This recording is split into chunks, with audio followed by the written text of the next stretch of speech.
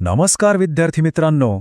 Study master मराठीच्या या एका अत्यंत खास आणि महत्त्वाच्या विश्लेषण सत्रात तुमचं अगदी मनापासून स्वागत आहे. आज आपण महा-टी-ई-टी म्हणजेच महाटेट परीक्षेच्या दृष्टीने अत्यंत जिव्हाळ्याचा आणि निर्णायक असा विषय घेतोय. बालमानसशास्त्र व अध्यापनशास्त्र या विषयातील प्रकरण 13 अध्यापनाची सूत्रे, ज्याला आपण मॅक्झिम्स ऑफ टीचिंग म्हणतो. आता हे सत्र एक परिपूर्ण मास्टर क्लास ठरणार आहे, कारण या संकल्पना आपण अगदी मुळापासून कुठल्याही घोकंपट्टीशिवाय आणि अतिशय सोप्या भाषेत समजून घेणार आहोत. चला तर मग वेळ न दवडता थेट सुरू करूया. आता सर्वात पहिला प्रश्न तुमच्या मनात येत असेल की महा-टी-ई-टीमध्ये पैकीच्या पैकी गुण मिळवण्यासाठी ही अध्यापनाची सूत्र नेमकी इतकी महत्त्वाची का आहेत? तर बघा, पेपर 1 असो व पेपर 2, या प्रकरणावर आयोग हमखास प्रश्न विचारतो. आणि यातली सर्वात उत्तम गोष्ट काय माहितीये? याला पाठांतराची अजिबात गरज नाही, अगदी शून्य पाठांतर. या सूत्रांमागचा मानसशास्त्रीय तर्क जर तुम्ही एकदा व्यवस्थित समजून घेतला ना, तर परीक्षेमध्ये तुमचे 100% गुण अगदी खिशात येत असं समजा. कारण घोकंपट्टीपेक्षा संकल्पनांचे आकलन नेहमीच अधिक प्रभावी ठरते. आणि लक्षात घ्या, ही सूत्र केवळ आजच्या या परीक्षेपुरती मर्यादित नाहीत, तर उद्या एक उत्तम शिक्षक म्हणून वर्गात यशस्वी होण्यासाठी याच तुमच्या खऱ्या चाव्या असणार आहेत.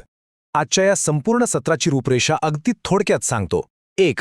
आपण अध्यापनाची प्राथमिक सूत्रे पाहणार आहोत. 2. मूर्त, पूर्ण आणि अनुभव यावर आधारित सूत्रे समजून घेऊ. 3. उद्गामी विरुद्ध निगमन पद्धतींमधील फरक पाहू. 4. तुमच्यासाठी परीक्षेच्या दृष्टीने काही अत्यंत महत्त्वाच्या प्रो टिप्स असतील. आणि शेवटी 5. एक जलद उजळणी आणि निरोप. चला तर वळूया आपल्या पहिल्या विभागाकडे. अध्यापनाची प्राथमिक सूत्रे म्हणजेच वर्गातील अगदी मूलभूत नियम. यातलं सर्वात पहिलं आणि बेसिक सूत्र आहे ज्ञाताकडून अज्ञाताकडे, म्हणजेच नोन टू अननोन. आता वर्गात नवीन ज्ञान देताना एका शिक्षकाने नक्की काय करायचं असतं? थेट नवीन विषय सुरू करायचा का?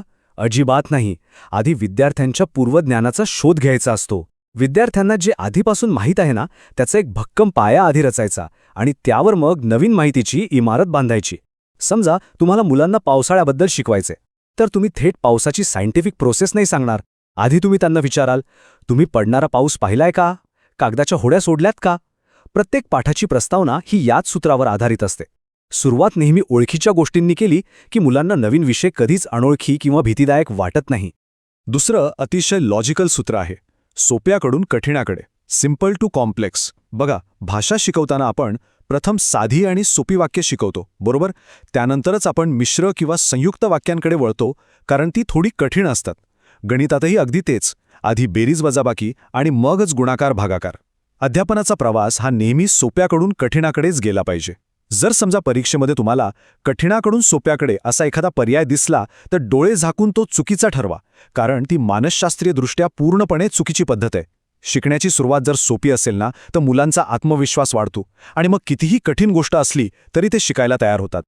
आणखी एक अत्यंत महत्त्वाचं सूत्र म्हणजे मानसशास्त्रीय दृष्टिकोनाकडून तार्किकतेकडे, म्हणजेच सायकोलॉजिकल टू लॉजिकल. आता हे थोडं लक्ष देऊन ऐका. केवळ पुस्तकात जशी तार्किक मांडणी दिली आहे तशीच्या तशी शिकवणं पुरेशी नसतं. विषयाची तर्कशुद्ध मांडणी करण्यापूर्वी शिक्षकाने विद्यार्थ्यांच्या मानसिकतेचा विचार करणे अत्यंत गरजेचे आहे. विद्यार्थ्याचं वय काय आहे, त्याची आवड काय आहे आणि त्याची आकलनक्षमता खरंच तेवढी आहे का, याचा विचार आधी करायचा असतो. लहान मुलांना तुम्ही एकदम अमूर्त तत्त्वज्ञानाचे धडे दिले तर ते कितीही तर्कशुद्ध असले तरी त्यांना अजिबात समजणार नाहीत. विद्यार्थ्यांची मानसिक तयारी असेल तरच विषय डोक्यात जातो, हे एका उत्तम शिक्षकाने कायम लक्षात ठेवायला हवा. आता वळूया दुसऱ्या विभागाकडे, मूर्त, पूर्ण आणि अनुभव, म्हणजेच प्रत्यक्ष अनुभवाकडून अमूर्त गोष्टींकडे जाणारा प्रवास. यातली पहिली संकल्पना आहे मूर्ताकडून अमूर्ताकडे, कॉन्क्रीट टू ॲब्स्ट्रॅक्ट. मूर्त म्हणजे काय? ज्याला आपण प्रत्यक्ष पाहू शकतो, स्पर्श करू शकतो अशा वस्तू. आणि अमूर्त म्हणजे न दिसणाऱ्या संकल्पना किंवा गुण. आता समजा भूगोलात तुम्हाला पृथ्वी ही एवढी मोठी आणि अमूर्त संकल्पना मुलांना शिकवायची आहे. तुम्ही काय कराल? आधी तुम्ही त्यांना पृथ्वी गोल म्हणजेच ग्लोब दाखवाल. पृथ्वी गोल ही एक प्रत्यक्ष वस्तू असल्यामुळे मुलांच्या मनात पृथ्वीची एक स्पष्ट प्रतिमा तयार होते. त्याचप्रमाणे समजा प्रामाणिकपणा किंवा शौर्य यांसारखे अमूर्त गुण स्पष्ट करायचेत, तर थेट त्यांची व्याख्या सांगून उपयोग नसतो. आधी त्या गुणांची प्रत्यक्ष उदाहरणे किंवा एखादी छानशी गोष्ट सांगावी लागते. मूर्त गोष्टी दाखवून अमूर्त संकल्पना स्पष्ट करणं हे वर्गात प्रचंड प्रभावी ठरतं. यापुढील सूत्र आहे पूर्णाकडून अंशाकडे, म्हणजेच होल टू पार्ट. बघा, मुलांना निसर्ग शिकवताना आपण आधी त्यांना एक संपूर्ण वृक्ष दाखवतो आणि त्यानंतर मग आपण त्याचे खोड, पाने, फुले या फांद्यांच्या वेगवेगळ्या भागांची माहिती देतो. याचं दुसरं अगदी कॉमन उदाहरण म्हणजे एखादी कविता शिकवताना शिक्षक नेहमी आधी पूर्ण कविता तालासुरात वर्गात म्हणून दाखवतात. यामुळे काय होतं, कवितेचा संपूर्ण आशय आणि लय मुलांच्या लक्षात येते आणि मग त्यानंतर त्यातील अंशांचा म्हणजे एकेका कडव्याचा अर्थ सांगितला जातो. आधी पूर्ण गोष्टीचे आकलन आणि मग छोट्या भागांचे विश्लेषण हा शिकण्याचा अगदी नैसर्गिक आणि सर्वात योग्य क्रम आहे. त्यानंतर येतं अनुभवजन्यतेकडून तर्कशुद्ध ज्ञानाकडं. Experience to logic. विज्ञानातील प्रयोग करताना मुले आधी प्रत्यक्ष कृतीतून अनुभव घेतात. ते स्वतः लॅबमध्ये प्रयोग करतात, साहित्य हाताळतात, निरीक्षण करतात आणि याच प्रत्यक्ष अनुभवांच्या आधारे मग ते शास्त्रीय कारण किंवा तर्क शोधून काढतात. मुलांना थेट नियम किंवा तार्किक सूत्र सांगण्यापेक्षा आधी प्रत्यक्ष अनुभव देणं कधीही उत्तम. भूमितीमधील अवघड प्रमेय सिद्ध करताना देखील याच पद्धतीने कृती आणि अनुभवातून तर्काकडे प्रवास होतो. आणि विश्वास ठेवा, हा स्वतः घेतलेला अनुभव मुलांच्या स्मरणात कायमस्वरूपी कोरला जातो.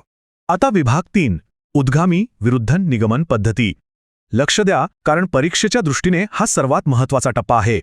या दोन पद्धतींमधला फरक समजून घेणं अत्यंत आवश्यक आहे, कारण परीक्षेच्या वेळी हमखास इथेच गोंधळ उडतो. पहिली आहे उद्गामी पद्धती, इंडक्टिव्ह, ज्याला आपण आगमन पद्धती असेही म्हणतो. यात विशिष्टाकडून सामान्याकडे प्रवास होतो. म्हणजे काय, तर आधी अनेक विशिष्ट उदाहरणे दिली जातात आणि त्यावरून मग शेवटी एक सामान्य नियम तयार केला जातो. दुसरी आहे निगमन पद्धती, डिडक्टिव्ह, ज्याला अवगामी पद्धती म्हणतात. ही पहिल्या पद्धतीच्या पूर्णपणे विरुद्ध आहे. यात आधी सामान्य नियम किंवा सूत्र फळ्यावर लिहिलं जातं आणि मग त्या सूत्राच्या आधारे उदाहरणं सोडवून घेतली जातात. हे दोन्ही प्रवाह अगदी एकमेकांच्या विरुद्ध दिशेने काम करतात, हे पक्कं लक्षात ठेवा. आता उद्गामी पद्धतीचं म्हणजेच विशिष्टाकडून सामान्याकडे जाण्याचं एक अगदी परफेक्ट उदाहरण म्हणजे वर्गात व्याकरण शिकवणं. शब्दांच्या जाती शिकवताना थेट नामाची व्याख्या पोपटासारखी पाठांतर करायला लावण्याऐवजी आधी मुलांची नावे, वस्तूंची नावे, गावांची नावे अशी फळ्यावर विविध उदाहरणे दिली जातात. मग या सर्व उदाहरणांमधील साधर्म्य दाखवून प्रत्यक्ष किंवा काल्पनिक वस्तूंना दिलेल्या नावाला नाम म्हणतात अशी व्याख्या तयार केली जाते. उदाहरणे ही विद्यार्थ्यांसाठी नेहमी मूर्त असतात आणि नियम हा अमूर्त असतो. त्यामुळे व्याकरण शिकवण्यासाठी ही आगमन पद्धत सर्वात योग्य आणि फलदायी मानली जाते. आता वळूया विभाग 4 कडे. परीक्षेसाठी खास प्रो टिप्स. परीक्षक तुम्हाला कसे ट्रॅप करतात ते आता पाहूया. MAT-ET परीक्षेचे हे अत्यंत महत्त्वाचे सिक्रेट्स आहेत, हे लिहूनच ठेवा. पहिली टिप, प्रश्नात गेस्टाल्टवादी किंवा समष्टीवादी मानसशास्त्रज्ञ असा शब्द दिसला रे दिसला की डोळे झाकून पूर्णाकडून अंशाकडे हेच उत्तर सिलेक्ट करायचं, कारण समष्टीवाद्यांनी नेहमी पूर्णतेचा अनुभव घेण्यावरच भर दिलाय. दुसरी टिप, पाठाची प्रस्तावना हा शब्द दिसला की ज्ञाताकडून अज्ञाताकडे हे सूत्र निवडायचं. आणि तिसरी सर्वात मोठी टिप, अज्ञाताकडून ज्ञाताकडे हे सूत्र मानसशास्त्रीयदृष्ट्या पूर्णपणे चुकीचे आहे आणि अध्यापनात ते चुकूनही कधीही वापरले जात नाही. जर हा पर्याय आला तर तो एलिमिनेट करा. हे मुद्दे परीक्षेत तुमचे मार्क्स फिक्स करतील. परीक्षेत अनेकदा तुम्हाला गोंधळात टाकणारे प्रश्न मुद्दामून विचारले जातात. जसं की गणितात आधी नियम सांगून मग उदाहरणे सोडवणे हे सामान्याकडून विशिष्टाकडे असले तरी प्राथमिक स्तरावर नक्की कोणते सूत्र प्रभावी ठरते? इथेच आपली फसगत होऊ शकते. लक्षात घ्या, प्राथमिक स्तरावर लहान मुले आधी अमूर्त नियम समजूच शकत नाहीत. त्यांची बुद्धिमत्ता सूत्रांचं थेट आकलन करण्यासाठी पुरेशी विकसित झालेलीच नसते. त्यांना आधी उदाहरणे समजतात. त्यामुळे प्राथमिक स्तराचा उल्लेख असेल तर तिथे विशिष्टाकडून सामान्याकडे म्हणजेच उदाहरणाकडून नियमाकडे जाणारी उद्गामी पद्धतच नेहमी सर्वाधिक प्रभावी ठरते. आता आपण शेवटच्या विभागात आलो आहोत. 5वा विभाग, उजळणी आणि निरोप. चला, आतापर्यंत आपण जे काही अभ्यासले आहे त्याची एक अतिशय जलद उजळणी करूया. ज्ञाताकडून अज्ञाताकडे याचा थेट संबंध कशाशी आहे? अगदी बरोबर, पाठाच्या प्रस्तावनेशी. पूर्णाकडून अंशाकडे म्हणजे आधी संपूर्ण कविता आणि मग त्यातील एक एक कडवे. मूर्ताकडून अमूर्ताकडे म्हणजे प्रत्यक्ष दिसणारा पृथ्वीगोल आणि मग अमूर्त अशी पृथ्वीची संकल्पना. आणि शेवटी विशिष्टाकडून सामान्याकडे म्हणजेच आगमन किंवा उद्गामी पद्धती, जिथे आधी भरपूर उदाहरणे दिली जातात आणि त्यानंतर सामान्य नियम तयार केला जातो. ही उजळणी परीक्षेच्या वेळी तुमच्या नक्कीच कामी येईल.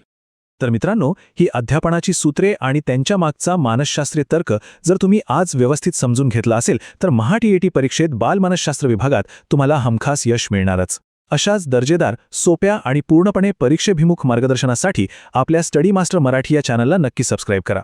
आणि हो, हे विश्लेषण सत्र इतर सर्व परीक्षार्थी मित्रांसोबत शेअर करायला विसरू नका. पण जाता जाता एक विचार नक्की करा, जर ही सूत्रे आपण फक्त परीक्षेपुरती मर्यादित न ठेवता भविष्यात प्रत्यक्ष वर्गात शिकवताना एक शिक्षक म्हणून रोज वापरली, तर आपली संपूर्ण शिक्षण व्यवस्था आणि विद्यार्थ्यांचं भविष्य किती सकारात्मकरित्या बदलेल, नाही का? पुन्हा भेटूया पुढच्या सत्रात. धन्यवाद.